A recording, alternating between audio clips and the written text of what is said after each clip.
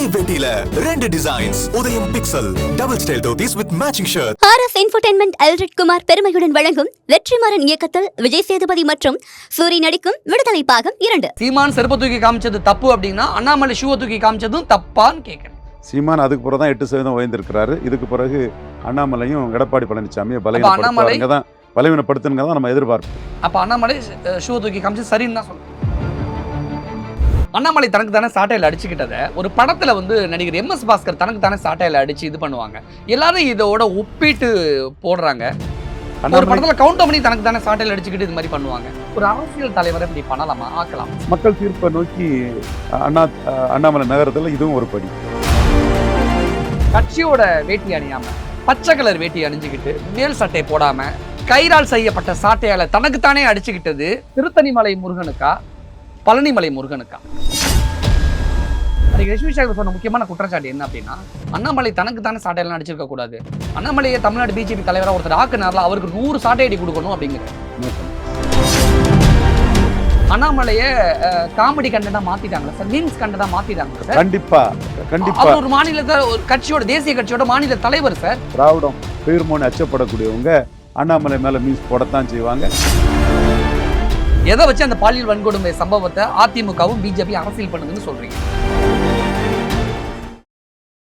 ஒட்டுமொத்த தமிழக அரசியல் களமும் நடுநடுங்கி போற அளவுக்கு தமிழக பாஜக மாநில தலைவர் அண்ணாமலை தனக்கு தானே சாட்டைகள் அடித்துக் கொண்டதை ஒரு அரசியல் விமர்சகரா எப்படி பாக்குறீங்க? அந்த போராட்ட வழிமுறைகள் எதுவா இருந்தாலும் கூட போக்கஸை தன்னை சுத்தி திருப்பிட்டாரு. அண்ணா பல்கலைக்கழக மாணவியோட பாலியல் வன்கொடுமையை அந்த கேஸை மழுங்கடிச்சு அதை வச்சு அரசியல் பண்ணி ஒட்டுமொத்த போக்கஸையும் தன் பக்கம் திருப்பிட்டாருன்னு சொல்ல வரீங்களா? அந்த குற்றச்சாட்டு நீங்க வச்சுடுங்க. அது நான் அதை டிஃபெண்ட் பண்ண வேண்டிய மீடியா போக்கஸா?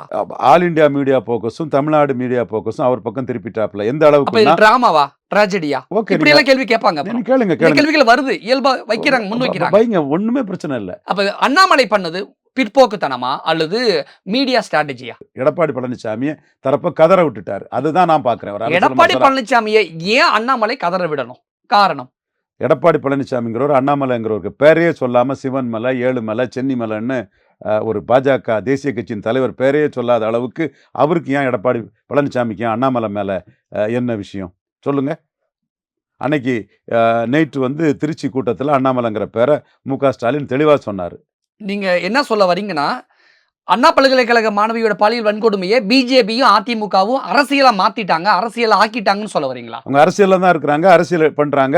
சட்ட ஒழுங்கு சம்பந்தமாட்டும் பெண்கள் பாதுகாப்பு தொடர்பாட்டும் அதிமுக பேசுறது, நாம் தமிழர் பேசுறது, பாஜக பேசுறது எல்லாமே வந்து தேவையான அரசியல் நடவடிக்கைகள். ஒரு மாணவியோட பாலியல் வன்கொடுமையை வச்சு அரசியல் பண்ண வேண்டிய அவசியம் தேவை பிஜேபிக்கும் அதிமுகவுக்கும் இருக்கா? அவங்க அரசியல் இருக்காங்க, அரசியல் தான் பண்ணுவாங்க. எதை வச்சு அந்த பாலியல் வன்கொடுமை சம்பவத்தை அதிமுகவும் பிஜேபி அரசியல் பண்ணுதுன்னு சொல்றீங்க? அவங்க அரசியல் பண்றனால தான் அந்த அந்த வழக்கும் வந்து மேக்சிமம் தெளிவா வந்து நேர்மையா நடக்கும். அரசியல் பண்ணுனா தான் அப்படின்னு சொல்ல வரீங்களா? எந்த ஒரு இஷ்யூவும் வந்து வெளிச்சத்துக்கு கொண்டு வந்தாதான் ஆளும் அரசாங்கம் வந்து அதுல தப்பு இல்லாம விசாரணைகள் வந்து நியாயமா நடக்குங்கிற அளவுல கொண்டு போவாங்க எந்த ஆளும் அரசாங்கம்னாலும். அப்ப அதிமுகவும் பிஜேபியும் அந்த பெண்ணுடைய பாலியல் வன்கொடுமையை அரசியல் ஆக்குறது சரிதான் சொல்ல வரீங்களா? கண்டிப்பா நடவடிக்கைகள் சரியா இருக்கணும்னா எதிர்கட்சிகள் அதை இஷ்யூவா டாக்குனாதான் முடியும். ஆனா அந்த பெண்ணுடைய பாலியல் வன்கொடுமையை மறந்து போகிற அளவுக்கு தானே அண்ணாமலை தனக்கு தானே சாட்டையடி அடிச்சுக்கிட்டதை ஒட்டுமொத்த பேரும் உற்று நோக்குறாங்க. நீங்க இன்டர்பிரட் பண்ணீங்கன்னா உங்க உரிமை, அதுல நான் தலையிட விரும்பல.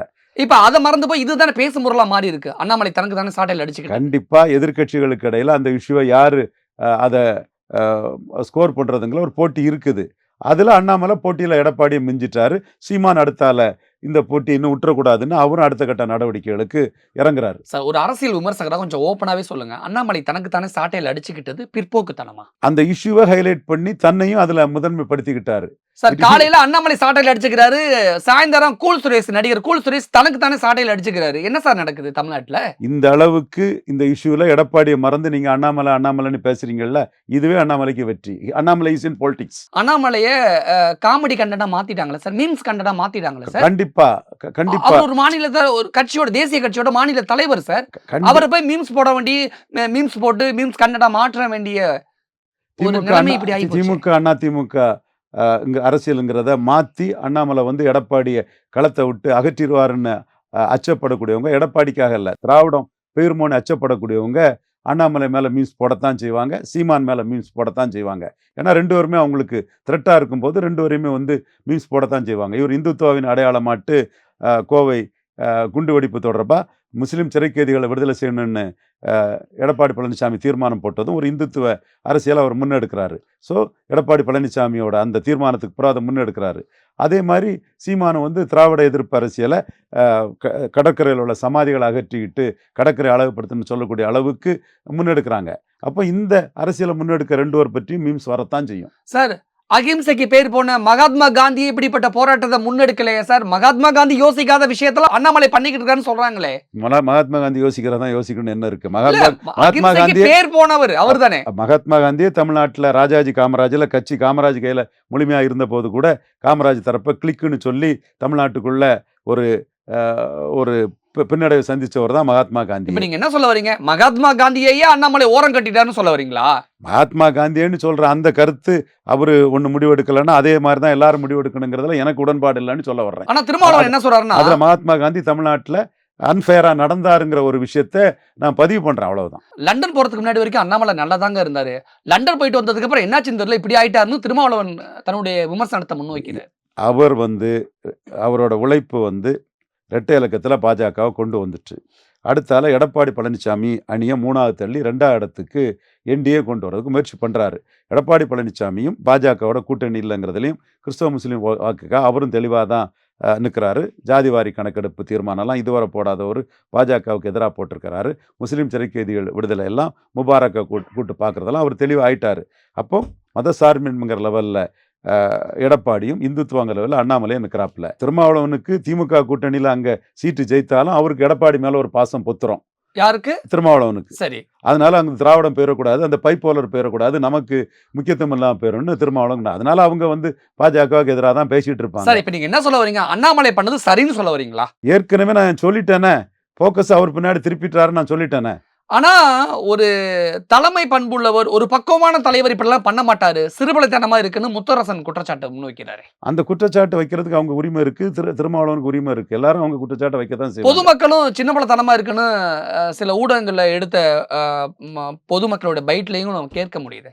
ஓகே, போக்கஸ் அவரை சுற்றி வந்துட்டு எடப்பாடி அதில் பின்னுக்கு தள்ளிட்டார்ல, அதை முத்தரசனுக்கும் திருமாவளவனுக்கும் நான் பதிலாக சொல்லிக்கிறேன். கட்சியோட வேட்டி அணியாம பச்சை கலர் வேட்டி அணிஞ்சுக்கிட்டு மேல் சட்டை போடாம கயிறால் செய்யப்பட்ட சாட்டையால தனக்குத்தானே அடிச்சுக்கிட்டது திருத்தணிமலை முருகனுக்கா பழனிமலை முருகனுக்கா?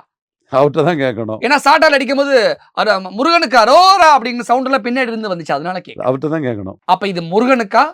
ரெண்டும் தான். ஒரு அரசியல் விமர்சகரா நீங்க ஒரு புரிதல் தருவீங்கிறதுக்காக தான் இவ்வளவு கேள்விகளை நாங்க முன் வைக்கிறோம். நான் கொடுக்குறது என்ன புரிதல், அதோட மெயின் இஷ்யூ என்னங்கிறது நான் எடப்பாடி பழனிசாமி ஓரங்கட்ட அவர்கிட்ட இருந்து போக்கஸை தன் பக்கம் திருப்பன்னு சொல்றதுல இருந்தே மக்கள் புரிஞ்சுக்கிடுவாங்க. ஆனா அண்ணாமலை சாட்டையில தன்னை அடிச்சுக்கும் போது ஒரு பெண் ஆனா பெண்களுக்காக நீங்க போய் இப்படி அடிச்சுக்கிறீங்களான்னு சொல்லிட்டு கதறி அழுகுறாங்க. ஆனா அந்த ஒரே டைலாக்க அவங்க மொத்தமா 4 முறை சொல்றாங்க. சொன்னதே திரும்ப திரும்ப சொல்லவும் தான் என்னடா இந்த லேடி ஒரு தடவை சொன்னாங்க, ஓகே, அழுகுறாங்க, ஓகே, திருப்பி 2வது முறை சொல்றாங்க, சரி ஓகே, ஏதோ பதிவு பண்றாங்க, ஓகே, 3வது முறை சொல்றாங்க, 4வது முறை சொல்றாங்க. நாடகமா இருக்குமோங்கிற ஒரு சந்தேகத்தை அந்த இடத்துல உண்டு பண்ணுது. என்ன காரணம்? தாராளமா நீங்க எப்படி பாக்குறீங்க? தாராளமா நாடகங்கிற பிரச்சாரத்தை பண்ணுங்க, அதெல்லாம் நம்மளே ஒண்ணும் செய்யாது. நாடக பிரச்சாரத்தை நாங்க முன்வைக்கல சார் அப்படின்னு பொதுமக்கள் விமர்சனம் பண்றாங்க, பொது வழியில சமூக வலைதளங்கள கருத்து சொல்றாங்க. அதான் உங்கள்ட்ட கேள்வியா வைக்கிறேன்.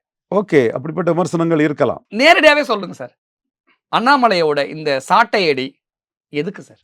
எடப்பாடியை ஓரங்கட்டி அவரு மாற்றா வர்றதுக்கு. நான் ஓப்பனாகவே கேள்வி கேட்குறேன் சார். வரக்கூடிய 2026 சட்டமன்ற தேர்தலில் அதிமுக கூட கூட்டணி வைக்கணும்னா அண்ணாமலை தலைவராக இருந்தால் முடியாது, அப்போ தமிழ்நாடு பாஜக தலைவரை மாற்றணும் அப்படின்னு பாஜக டெல்லி மேலிடம் முடிவெடுத்ததாகவும் அதற்கு முட்டுக்கட்டை போடும் விதமாகத்தான் இங்கே இருக்கக்கூடிய அரசியல் ஒட்டுமொத்த கவனத்தையும் தான் பக்கம் திருப்புங்கிற வகையில் தான் அண்ணாமலை தனக்கு தானே சாட்டையில் அடித்து இந்த ஸ்ட்ராட்டஜி இப்படி ஹேண்டில் பண்ணியிருக்காருன்னு ஒரு குற்றச்சாட்டு இருக்குது அரசியல் தளத்தில். அது உண்மையா? இந்த பொய்க்கு இன்னொரு பொய் நான் சொல்கிறேன். செங்கோட்டையனை சீஃப் மினிஸ்டராக சொன்னாதான் அதிமுகவோட கூட்டணி, 117 சீட்டு தந்தாதான் அதிமுகவோட கூட்டணின்னு பாஜக தலைமையிலேருந்து சொல்லிட்டாங்கிறதையும் அந்த பொய்க்கு இன்னொரு மாற்று பொய்யாட்டு இந்த பொய்யை ஆனைக்கு பானச்சரின்னு இந்த பொய்யை வச்சுக்கிடுங்க. பொய்க்கு பொய் கேட்கல சார், கேள்விக்கு பதில் தான் கேட்கிறேன். அது பொய்ங்கிறதுனால தான் இந்த பொய்யை செங்கோட்டையனை சிஎம்மா சொன்னாதான் 117 சீட்டு என்டிஏக்கும் பிஜேபிக்கும் பங்கீடு இருந்தாதான் இது கூட்டணின்னு டெல்லி தலைமை சொல்லிட்டாங்கன்னு. ஆனா செங்கோட்டையனுக்கு அந்த சிஎம் ஆசை இருந்தது உண்மைதானே சார்? அடுத்து நம்மள தான் சிஎம் ஆக்க போறாங்க அப்படின்னு ஒரு சூழல் இருந்தது உண்மைதானே? தகுதியானவர் நானே. இல்ல அப்படி ஒரு சூழல் இருந்ததுல ஜெயலலிதா அவர்கள் மறைவுக்கு பிறகு. தகுதியானவர் நானே அண்ணனை ஃபைட் பண்ணுன்னு தான் போய் சொன்னேன். தகுதியானவர் தான் சார். ஆனா அப்படி ஒரு சூழல் இருந்ததுன்னு சொல்ல வரேன். 100% எடப்பாடி முதலமைச்சர் அறிவிக்கிறதுக்கு முன்னாடி 100% இருந்தது. அப்ப நீங்க சொன்ன அந்த பொய்ங்கிறது வந்து பொய் இல்ல உண்மைங்கிறது ஆகி போச்சு இந்த இடத்துல. அது உண்மைன்னா இது உண்மை, அது பொய்னா இதுவும் பொய், அவ்வளவுதான். அண்ணாமலை தனக்கு தானே சாட்டையில அடிச்சுக்கிட்டத ஒரு படத்துல வந்து நடிகர் எம்.எஸ். பாஸ்கர் தனக்கு தானே சாட்டையில அடிச்சு இது பண்ணுவாங்க. எல்லாரும் இதோட ஒப்பிட்டு போடுறாங்க. ஒரு படத்துல கவுண்டமணி தனக்கு தானே சாட்டையில அடிச்சுக்கிட்டு இது மாதிரி பண்ணுவாங்க. இதெல்லாம் ஒப்பிட்டு ட்ரோல் பண்ணி மீம்ஸ் பண்றாங்கல்ல. ஒரு அரசியல் தலைவரை இப்படி பண்ணலாமா, ஆக்கலாமா? மக்கள் என்ன தீர்ப்பளிக்காங்கிறது 2026 உங்களுக்கு இது தெரியும். மக்களுடைய தீர்ப்பா? மக்கள் தீர்ப்பு 26 தானே தெரியும். அப்ப இப்ப நடந்துகிட்டு இருக்குது என்ன சார்? மக்கள் தீர்ப்பை நோக்கி அண்ணாமலை நகரத்துல இதுவும் ஒரு படி. அண்ணாமலை பண்ணது ஒரு கோமாளித்தனமான கூத்து அப்படின்னு நடிகர் யஷ்வி சேகர் சொல்லியிருக்காரு. போன மாசம் வரைக்கும் பிஜேபியில இருந்தவர். அவர் உரிமை, he has his every right to command so. நடிகர் யஷ்வி சேகர் சொன்ன முக்கியமான குற்றச்சாட்டு என்ன அப்படின்னா, அண்ணாமலை தனக்கு தானே சாட்டையெல்லாம் அடிச்சிருக்க கூடாது. அண்ணாமலையை தமிழ்நாடு பிஜேபி தலைவரா ஒருத்தர் ஆக்குனார்ல, அவருக்கு 100 சாட்டை அடி கொடுக்கணும் அப்படிங்கிறார். No comments. நடிகர் யஷ்வி சேகர் நோ சொன்னார். கமெண்ட்ஸ். நேத்து பெரிய அளவுல அது வைரலான கண்டென்ட். No comments. அதே நடிகர் யஷ்வி சேகர் பிஜேபியில பெண்களுக்கு பாதுகாப்பு இருக்கா அப்படின்னு கேள்வி கேட்கிறார். அது பெண்கள் குறித்து எஸ்வி சேகர் பேசுறது பாராட்டுகள். பிச்சை கேட்பவர்களை விட அநாகரிகமாக ஓட்டு பிச்சைக்காக அண்ணாமலை இப்படி தனக்கு தானே சாட்டையில் அடிச்சுக்கிட்டாருன்னு வன்னியரசு குற்றச்சாட்டு முன்வைக்கிறார். ஓகே, அரசியல் இருக்கவங்களுக்கு ஓட்டு பிச்சை முக்கியம்தான். அது அந்த ஓட்டு பிச்சை இல்ல, இப்படி ஒரு விமர்சனம் தேவையா அண்ணாமலையை ஒப்பிட்டு? ஜனநாயகத்துல விமர்சிக்கிறதுக்கு எல்லாருக்கும் உரிமை இருக்கு. பிச்சைக்காரரோட அண்ணாமலை ஒப்பிடணுமான்னு ஒரு கேள்வி இருக்குல்ல. என்னதான் இது அரசியலாவே இருந்தாலும் கூட ஒரு நாகரிகம் வேணும்ல அந்த இடத்துல. எடப்பாடி ஓரங்கட்டி 2ஆம் இடத்துக்கு பாஜக கொண்டு வரதுக்கு, என்டிஏ கொண்டு வரதுக்கு அவ்வளவு அரசியலையும் அண்ணாமலை பண்ணத்தான் செய்வார். அப்ப திருமாவளவன் சொல்லக்கூடிய குற்றச்சாட்டு உண்மையா? தமிழ்நாட்டை பொறுத்த வரைக்கும் எதிர்கட்சினா அது அதிமுக தான்.